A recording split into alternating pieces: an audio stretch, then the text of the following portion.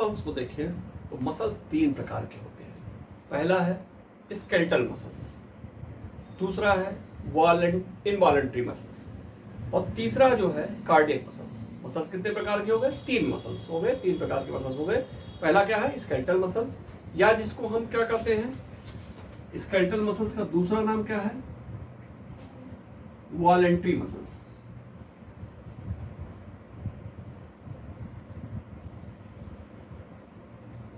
या इसी का अगला नाम हम इसको क्या कह सकते हैं? Striped muscles.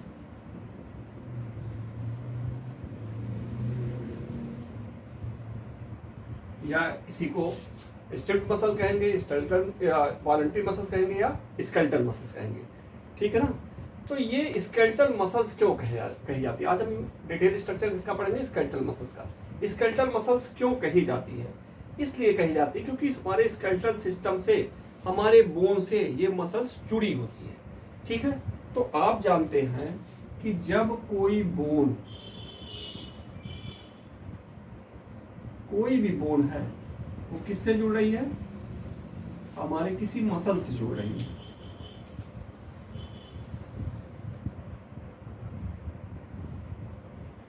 कोई बोन, ये बोन है और किससे जुड़ रही है? ये मसल से, ये मसल्स है।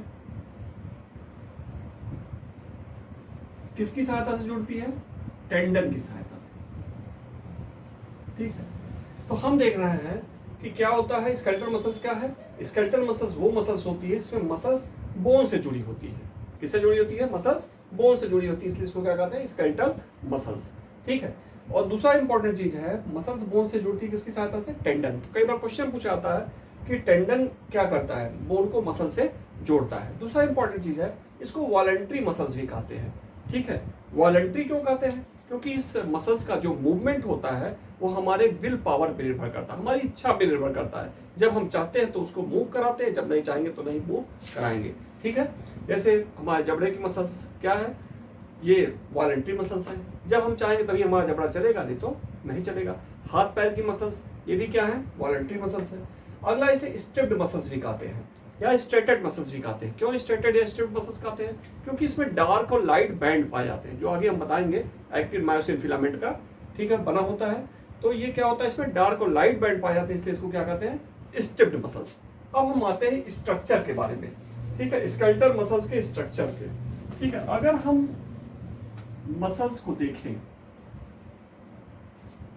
किसको देख रहे हैं? मसल्स को। तो हम ये देखते हैं मसल्स जो होती है ढेर सारे बंडल की बनी होती है। मसल्स किसकी बनी होती है? ढेर सारे बंडल से मिलकर बनी होती है।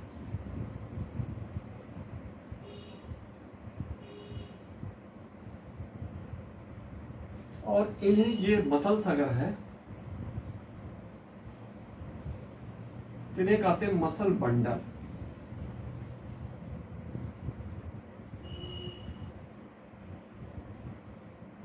या इसी को कह सकते हैं, मसल बंडल को, फैसिकल्स।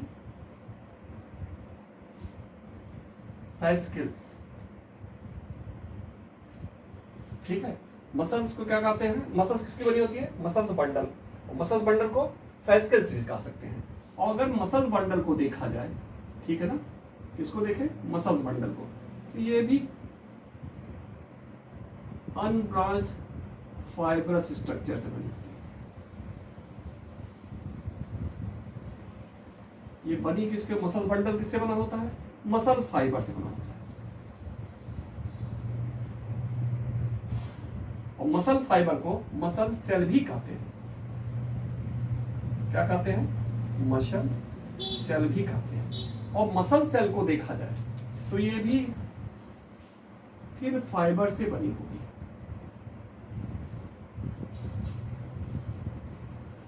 और इन थिन फाइबर को कहते हैं मायोफाइब्रिल।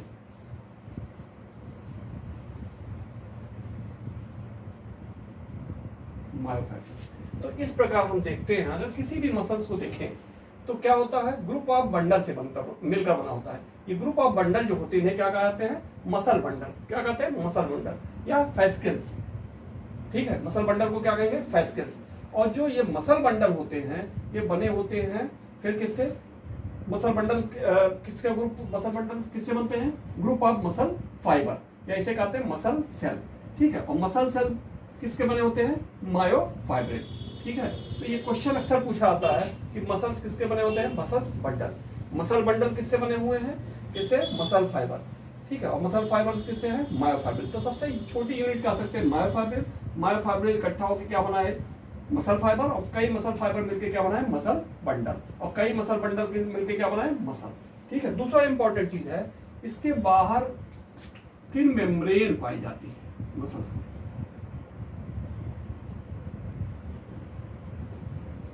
इस मेम्ब्रेन को कहते हैं इपीमाइसियम। इस मेम्ब्रेन को क्या कहेंगे? मसल के बाहर जो मेम्ब्रेन है उसे क्या कहेंगे? इपीमाइसियम। पूछा जाता क्वेश्चन, इपीमाइसियम। मसल बंडल के बाहर जो आउटर लेयर पाई जाती है,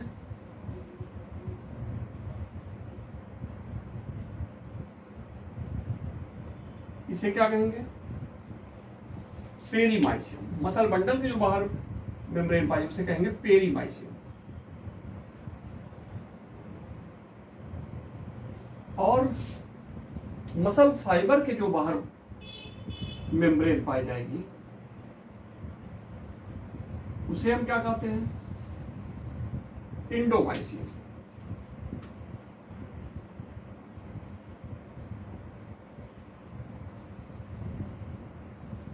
इंडोमाइसियम।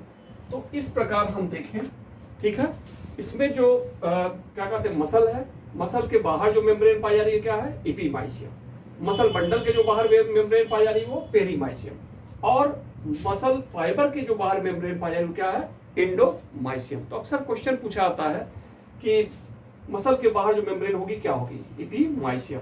और बंडल के बाहर जो होगी पेरीमाइसियम। और ये क्या कहते हैं? मसल फाइबर के जो बाहर होगी उसे क्या कहेंगे? इंडोमाइसियम। तो इस प्रकार हम स्केलेटल मसल्स के स्ट्रक्चर को देखें, बेसिक स्ट्रक्चर को अब देखें। ठीक है, अब हम एक एक पार्ट पे आते हैं। सबसे पहले हम आते हैं मसल फाइबर के बारे में। अब स्ट्रक्चर ऑफ मसल फाइबर को देखते हैं।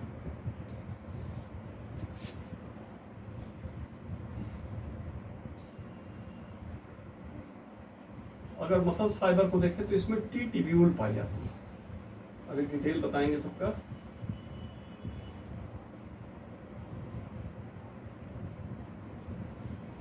यहाँ पे न्यूक्लियस पाया जाएगा और यहाँ मायोफाइब्रिल।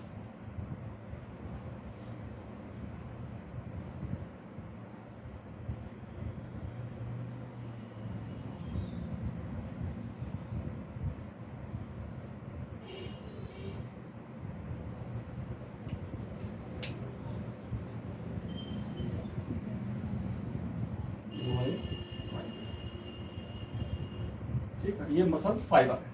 अगर मसल फाइबर को देखें तो इसके बाहर जो मेम्ब्रेन पाई जाती है उस मेम्ब्रेन को हम कहते हैं, ठीक है, जो प्लाज्मा मेम्ब्रेन पाई जा रही है उसे हम क्या कहते हैं? सार्कोलेमा।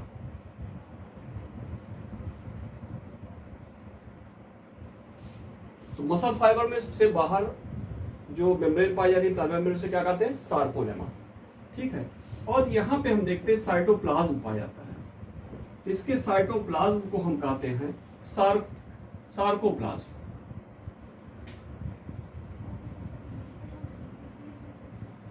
यहाँ पे सार्कोप्लाज्म में माइटोकॉन्ड्रिया पाए जाएंगे, बहुत सारे आयंस पाए जाएंगे, कैल्शियम मैग्नीशियम आयन पाए जाएंगे। ठीक है, तो यहाँ जो क्या पाया जा रहा है? माइटोकॉन्ड्रिया। माइटोकॉन्ड्रिया को हम क्या कहते हैं? सार्कोसोम।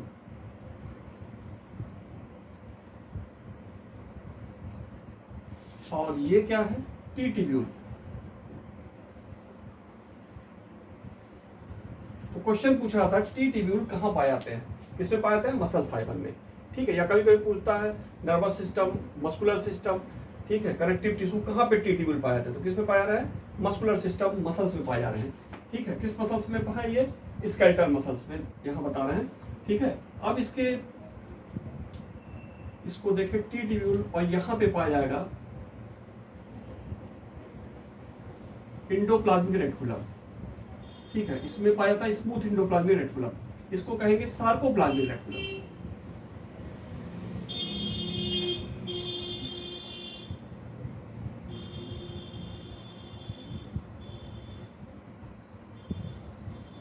यहाँ देखिए, यहाँ इंडोप्लाज्मिक रेटिकुलम के आगे क्या जुड़ गया, सार्कोप्लाज्मिक रेटिकुलम।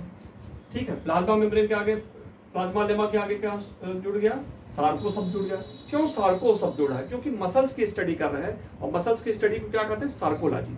तो उसी से यहाँ जुड़ा है सार्को सब, ठीक है ना। और ये है स्मूथ इंडोप्लाज्मिक रेटिकुलम, जिसको कहते हैं सार्कोप्लाज्मिक रेटिकुलम। सार्कोप्लाज्मिक रेटिकुलम जो होता है वो रिजर्वायर होता है किसका, कैल्शियम आयन का। ये स्टोर हाउस होता है कैल्शियम आयन का, ठीक है। अगला चीज देखिए, तो अगर हम मसल्स फाइबर को देखें तो मसल्स फाइबर क्या है, अनब्रांच्ड है। कैसी है, अनब्रांच्ड है। दूसरा इंपॉर्टेंट चीज है, ये सिलेंड्रिकल है। कैसा है, सिलेंड्रिकल है। तीसरा इंपॉर्टेंट चीज है, इसमें ढेर सारे न्यूक्लियस पाए जा रहे हैं, बहुत सारे न्यूक्लियस पाए जाते हैं। तो बहुत सारे न्यूक्लियस पाए जा रहे हैं, तो इस कंडीशन को क्या कहेंगे, मल्टी न्यूक्लिएट। और जब एनिमल सेल में ढेर सारे न्यूक्लियस पाए जाते हैं, मल्टी न्यूक्लिएट कंडीशन पाई जाती है, इसे कहते हैं सिनसाइटियम। क्या कहते हैं, सिनसाइटियम।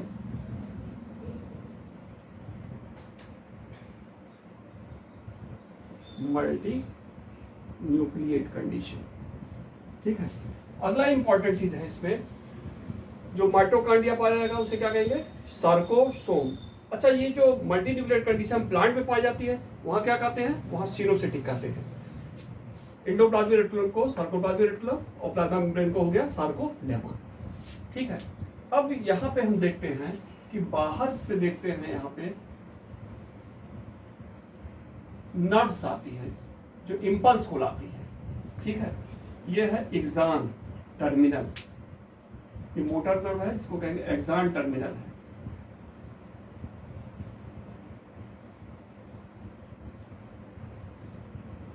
और यहाँ एक्सान टर्मिनल है और ये क्या है, मसल्स है। तो इन दोनों का जो जंक्शन होगा, ठीक है, एक्सान टर्मिनल, ठीक है, ये नर्वस सिस्टम का पार्ट है और ये मसल्स का पार्ट है। इन दोनों का जो जंक्शन है, इसे कहते हैं न्यूरोमस्कुलर जंक्शन।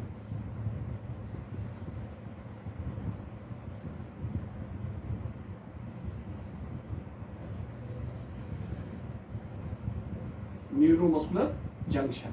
और यहीं पे पाया जाएगा क्या, acetyl Colin, ACH, acetyl Colin. Acetyl Colin आके फ्यूज होगा इसके मेम्ब्रेन से और इसका यहाँ पे रिलीज होगा। कब रिलीज होगा, यहाँ पे पाए जाते हैं कैल्शियम चैनल, ठीक है। जब कैल्शियम चैनल, कैल्शियम आएगा, इससे लगेगा, इससे फ्यूज अटैच हो गए इस वेस्किल से, तो ये आके वेस्किल यहाँ आके फ्यूज होंगे इसकी बाद से, और उसके बाद फिर एस्टाइल कोलिन यहाँ डिस्चार्ज होगा। तो क्वेश्चन पूछाता है, एक्सान टर्मिनल और मसल्स के बीच का जो जंक्शन होता है वो क्या कहलाता है, न्यूरोमस्कुलर जंक्शन, ठीक है। तो इस प्रकार हम देखें स्ट्रक्चर ऑफ मसल फाइबर के बारे में। अब अगला हम देखते हैं मायोफाइब्रिल के बारे में, बहुत इंपॉर्टेंट है मायोफाइब्रिल। अब इसके स्ट्रक्चर को देखते हैं, ठीक है ना।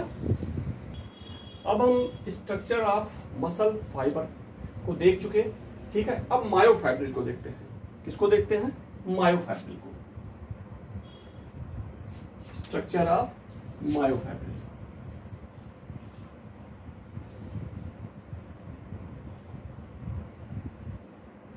ठीक है, मसल फाइबर को देख लिया, किसको देखेंगे, मायोफाइब्रिल। अगर मायोफाइब्रिल को देखें, इसके स्ट्रक्चर को देखें, ठीक है, तो हम देखते हैं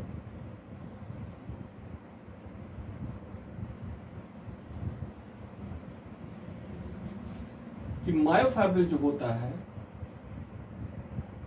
वो एक जिगजैग लाइन पाई जा रही है।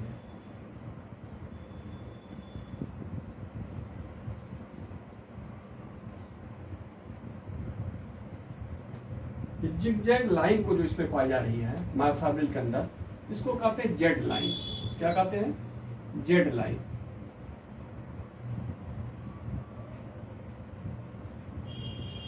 मायोफाइब्रिल में देखते हैं जिगजैग लाइन पाए, तो उसे क्या कहते हैं, जेड लाइन। और जेड लाइन जो होती है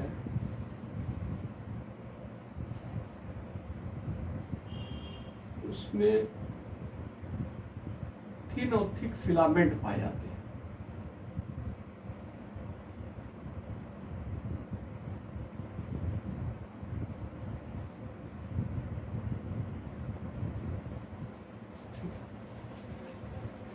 अब यहां देखते हैं थिक फिलामेंट पाया जाता है।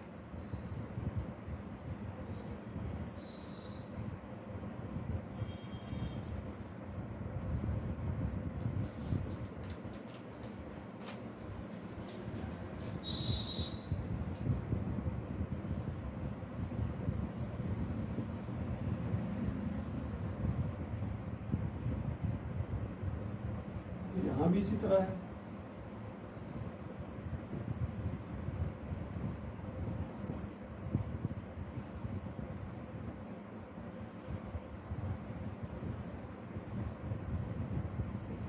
ऐसे इधर भी हो जाएगा, पूरा नहीं बना रहे हैं।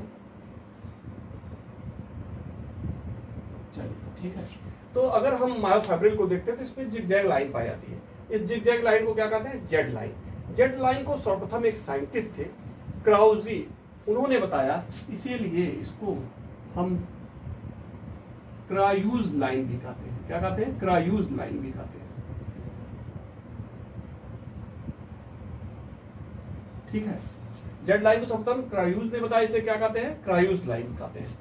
दो जेड लाइन के बीच की जो दूरी होती है, जो डिस्टेंस होता है, उसको हम कहते हैं सार्कोमियर। क्या कहते हैं? सार्कोमियर।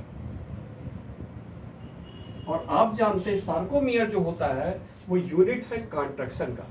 ठीक है। सार्कोमियर क्या है? यूनिट है कॉन्ट्रैक्शन का। ठीक, या फंक्शनल यूनिट हो गया कॉन्ट्रैक्शन का। अब इसमें दो तरह के फिलामेंट पाए जाते हैं। एक थिन फिलामेंट पाए जाते हैं, मायोफिलामेंट। इस थिन मायोफिलामेंट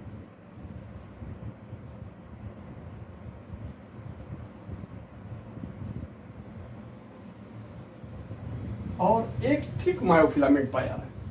क्या पाया है? Thick myofilament.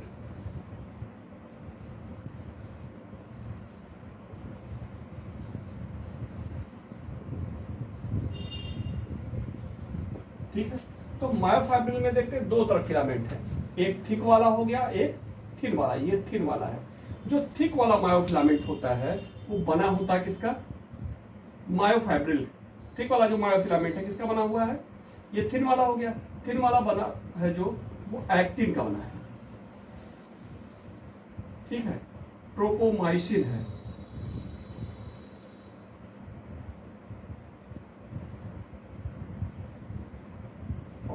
और ट्रोपोनिन है।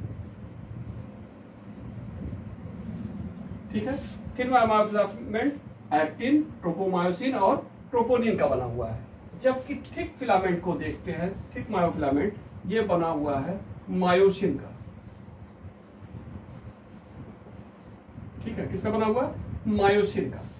मायोसिन जो होता है एक तरह का पॉलीमर होता है। क्या है? ये पॉलीमर है। ठीक है। और मायोसिन बना होता है किसका? ये कई सिंगल यूनिट मिलके बनाते हैं किसको?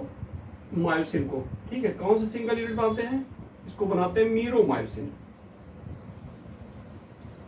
मीरोमायोसिन के लगभग 300 से 400 यूनिट आपस में मिलकर बनाते हैं क्या?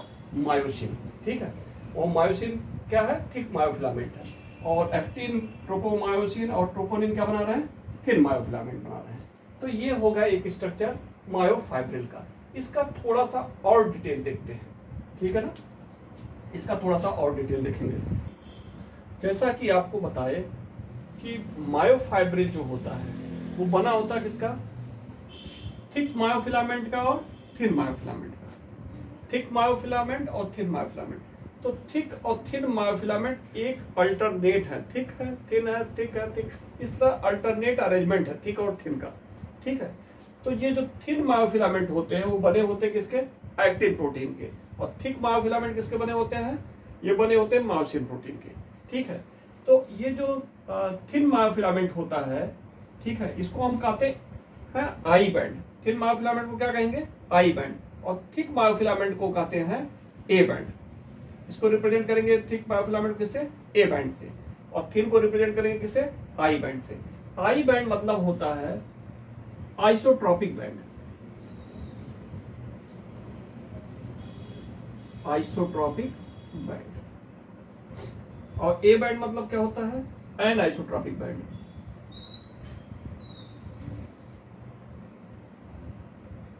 An isotropic band. Isotropic band मतलब क्या हुआ? ये सिर्फ एक टाइप बैंड होते हैं, मतलब ये लाइट बैंड के ही बने होंगे। देखिए आई बैंड जो बना हुआ है किसका बना हुआ? सिर्फ लाइट बैंड। लाइट बैंड है, लाइट बैंड है, ये सिर्फ लाइट बैंड के बने होते हैं, इसलिए इसको क्या कहते हैं? आइसोट्रॉपिक। एक टाइप के बैंड होते हैं, ठीक है, लाइट बैंड। तो इसलिए इसको क्या कहते हैं? आइसो। आइसो मतलब समान, एक प्रकार के बैंड से बने होते हैं। और इसको क्या कहते हैं? N iso. एन आइसो मतलब जो समान ना हो, यहाँ पे देखते हैं ए बैंड को अगर देखते हैं या मायोसिन प्रोटीन को देखते हैं, इसमें देखिए इधर क्या कहते हैं, इसमें एक्टिन प्रोटीन मायोसिन प्रोटीन दोनों तरह का बैंड बन रहा है। ठीक है, ये डार्क बैंड, यहाँ ज्यादा डार्क बैंड है, यहाँ कम डार्क बैंड है, इस तरह डार्क और लाइट दोनों बैंड से मिलकर बन रहा है। ठीक है, ए बैंड जो है यहाँ पे एक्टिन मायोसिन दोनों प्रकार के बैंड से मिलकर बन रहा है, इसलिए इसको क्या कहते हैं, अनआइसोट्रॉपिक बैंड। दूसरा इंपॉर्टेंट चीज है, आई बैंड बीचों बीच से डिवाइड होता है, किससे, जेड लाइन से। आई बैंड जो होता है डिवाइड होता है किससे, जेड लाइन से। अगर हम ए बैंड को देखें, ठीक है, ए बैंड को अगर हम देखते हैं तो इसको दो भागों में बांटा जा सकता है। ए बैंड को कितने भागों में बांटा जा सकता है, दो भागों में। ठीक है, एक पहला भाग होता है overlapping zone.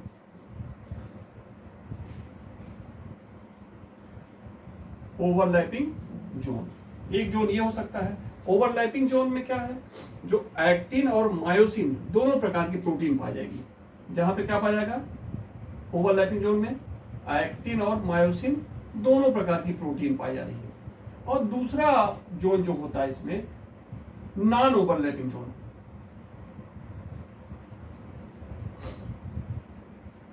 Non overlapping zone, non overlapping zone ये वाला है।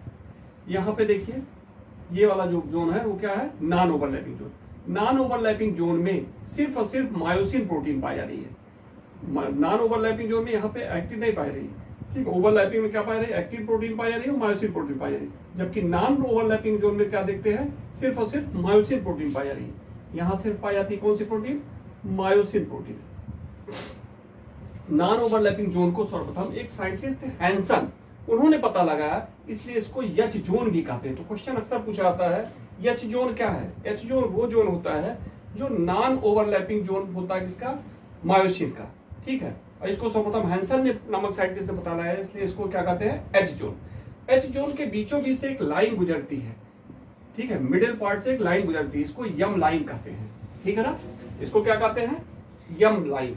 ठीक है, अब ये दो जेड लाइन जो होती है, ये क्या कर रही है, जेड लाइन को देखें तो जेड लाइन जो बनी होती है ये किसकी बनी होती है, हाफ पार्ट किसकी, आई बैंड की, एक पार्ट जेड बैंड की, फिर हाफ पार्ट आई बैंड की। हाफ पार्ट आई बैंड, एक पार्ट जेड बैंड, फिर हाफ पार्ट आई बैंड। तो इस तरह हम कह सकते हैं सार्कोमियर जो बना होता है किसका बना होता है, half part I band plus A band plus half part I band. ठीक है, तो ये हो गया, समझ में आ गया होगा। हाफ पार्ट आई बैंड, फिर ए बैंड और हाफ पार्ट आई बैंड। ये किसका निर्माण कर रहा है, सार्कोमियर का। किसका निर्माण कर रहा है, सार्कोमियर का। ठीक है, अब अगला इंपॉर्टेंट चीज है, इस पे क्वेश्चन ये पूछा जाता है कि मायोसिन जो प्रोटीन होती कितने एक्टिन प्रोटीन से घिरी होती है। तो इधर देखते हैं, ये मायोसिन प्रोटीन है सेंटर में, और मायोसिन प्रोटीन, और ये क्या है, एक्टिन प्रोटीन। तो एक मायोसिन प्रोटीन कितने एक्टिन से घिरी हुई है, 1 2 3 4 5 6। एक मायोसिन प्रोटीन कितने एक्टिन से घिरी होती है, 6 एक्टिन प्रोटीन से। ये चीज ध्यान रखिएगा, अक्सर पूछा जाता है कंपटीशन में। एक मायोसिन प्रोटीन कितने एक्टिन से घिरी है, 6।